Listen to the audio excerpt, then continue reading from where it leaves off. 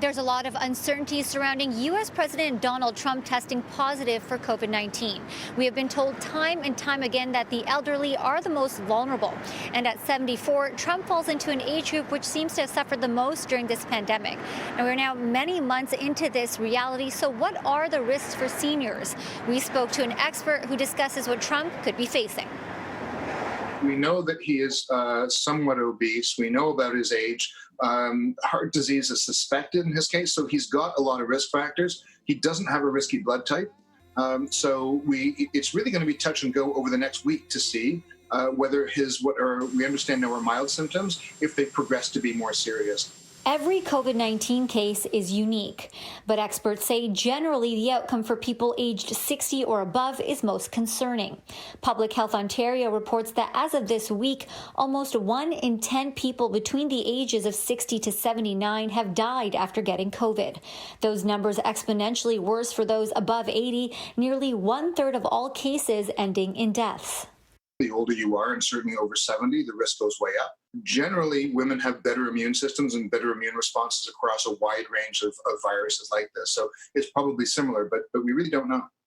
So what is life like for the majority who make it through and recover from COVID-19 in this vulnerable population?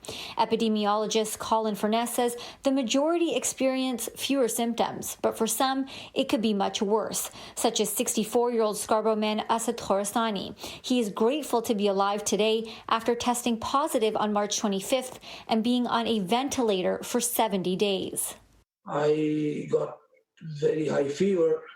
We called 911. They took me to the Scarborough General Hospital, and I think I don't know what happened after that. I had asthma and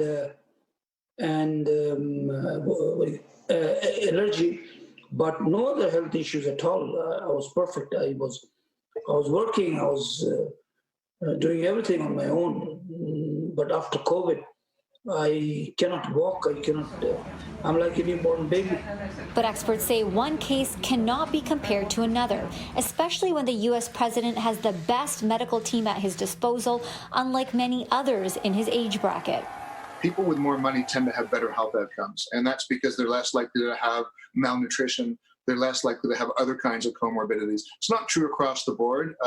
People who are wealthier tend to have heart disease and cancer at the same level or higher than the rest of the population. But overall, by and large, health outcomes are better for people who are wealthier. Khorasani has this message for the average population in order to avoid the worst outcomes. Do everything that is possible to stay away from getting this disease. Follow the protocol, which is very, very important. Wear masks. Khorasani was discharged from the hospital at the end of August, and he was told by his doctors that it will take up to 6 months for him to regain his strength and up to a year for his lungs to heal.